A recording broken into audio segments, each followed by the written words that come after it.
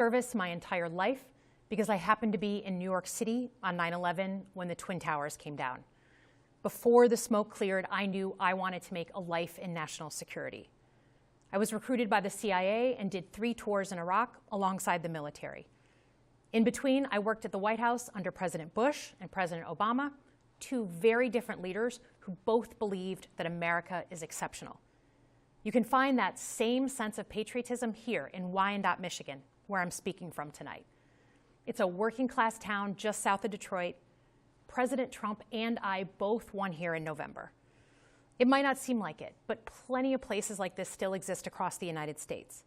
Places where people believe that if you work hard and play by the rules, you should do well and your kids should do better. It reminds me of how I grew up. My dad was a lifelong Republican, my mom a lifelong Democrat. But it was never a big deal because we had shared values that were bigger than any one party. We just went through another fraught election season. Americans made it clear that prices are too high and that the government needs to be more responsive to their needs. America wants change, but there's a responsible way to make change and a reckless way. And we can make that change without forgetting who we are as a country and as a democracy. So that's what I'm going to lay out tonight. Because whether you're from Wyandotte or Wichita, most Americans share 3 core beliefs: that the middle class is the engine of our country, that strong national security protects us from harm, and that our democracy, no matter how messy, is unparalleled and worth fighting for. Let's start with the economy. Michigan literally invented the middle class, the revolutionary idea that you could work at an auto plant and afford the car you were building. That's the American dream. And in order to expand and protect the middle class, we have to do a few basic things. We need to bring down the price of things we spend the most money on: groceries, housing, healthcare. We need to make more things in America with good-paying union jobs and bring our supply chains back home from places like China. We need to give American businesses the certainty they need to invest and create the jobs of the future. And we need a tax system that's fair for people who don't happen to make $1 billion. Look, the president talked a big game on the economy, but it's always important to read the fine print. So, do his plans actually help Americans get ahead? Not even close. President Trump is trying to deliver an unprecedented giveaway to his billionaire friends. He's on the hunt to find trillions of dollars to pass along to the wealthiest in America. And to do that, he's going to make you pay in every part of your life. Grocery and home prices are going up, not down, and he hasn't laid out a credible plan to deal with either of those. His tariffs on allies like Canada will raise prices on energy, lumber, and cars, and start a trade war that will hurt manufacturing and farmers. Your premiums and prescriptions will cost more because the math on his proposals doesn't work without going after your health care. Meanwhile, for those keeping score, the national debt is going up, not down. And if he's not careful, he could walk us right into a recession. And one more thing. In order to pay for his plan, he could very well come after your retirement, the Social Security, Medicare, and VA benefits you worked your whole life to earn. The president claims he won't, but Elon Musk just called Social Security the biggest Ponzi scheme of all time. While we're on the subject of Elon Musk, is there anyone in America who is comfortable with him and his gang of 20-year-olds using their own computer servers to poke through your tax returns, your health information, and your bank accounts? No oversight, no protections against cyber attack, no guardrails on what they do with your private data. We need a more efficient government. You want to cut waste? I'll help you do it. But change doesn't need to be chaotic or make us less safe. The mindless firing of people who work to protect our nuclear weapons, keep our planes from crashing, and conduct the research that finds the cure for cancer, only to rehire them 2 days later, no CEO in America could do that without being summarily fired.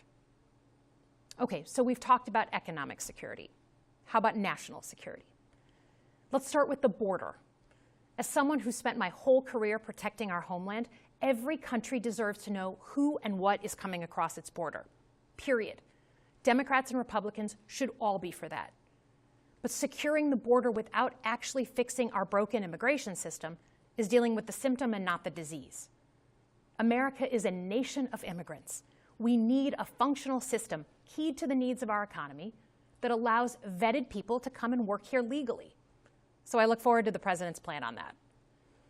Because here's the thing, today's world is deeply interconnected.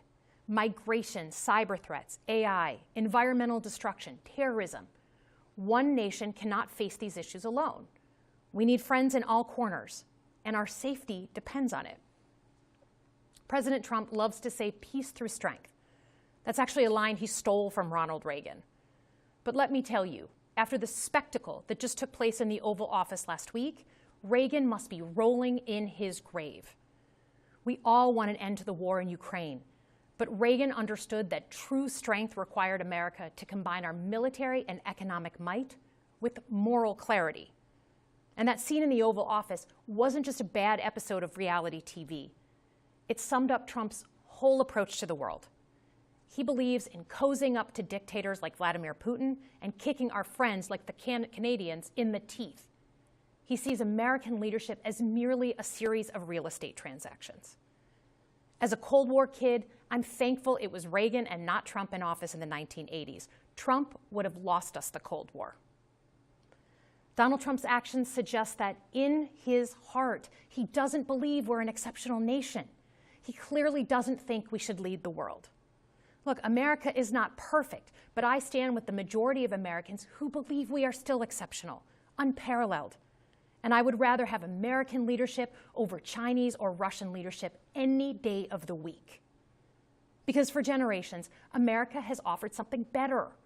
Our security and our prosperity, yes, but our democracy, our very system of government, has been the aspiration of the world. And right now, it's at risk. It's at risk when the president decides you can pick and choose what rules you want to follow, when he ignores court orders and the Constitution itself, or when elected leaders stand by and just let it happen. But it's also at risk when the president pits Americans against each other, when he demonizes those who are different and tells certain people they shouldn't be included. Because America is not just a patch of land between two oceans. We are more than that. Generations have fought and died to secure the fundamental rights that define us. Those rights and the fight for them make us who we are. We're a nation of strivers, risk-takers, innovators, and we are never satisfied. That is America's superpower. And look, I've lived and worked in many countries. I've seen democracies flicker out. I've seen what life is like when a government is rigged. You can't open a business without paying off a corrupt official. You can't criticize the guys in charge without getting a knock at the door in the middle of the night. So as much as we need to make our government more responsive to our lives today, don't for one moment fool yourself that democracy isn't precious and worth saving. But how do we actually do that? I know a lot of you have been asking that question. First, don't tune out. It's easy to be exhausted, but America needs you now more than ever. If previous generations had not fought for this democracy, where would we be today? Second, hold your elected officials, including me, accountable. Watch how they're voting. Go to town halls and demand they take action. That's as American as apple pie. Third, organize. Pick just one issue you're passionate about and engage. And doom scrolling doesn't count. Join a group that cares about your issue and act. And if you can't find one, start one. Some of the most important movements in our history have come from the bottom up. In closing, we all know that our country is going through something right now. We're not sure what the next day is going to hold, let alone the next decade. But this isn't the first time we've experienced significant and tumultuous change as a country. I'm a student of history, and we've gone through periods of political instability before. And ultimately, we've chosen to keep changing this country for the better. But every single time, we've only gotten through those moments because of two things: engaged citizens and principled leaders. Engaged citizens who do a little bit more than they're used to doing to fight for the things that they care about, and principled leaders who are ready to receive the ball and do something about it. So thank you tonight for caring about your country. Just by watching, you qualify as engaged citizens. And I promise that I and my fellow Democrats will do everything in our power to be the principled leaders that you deserve.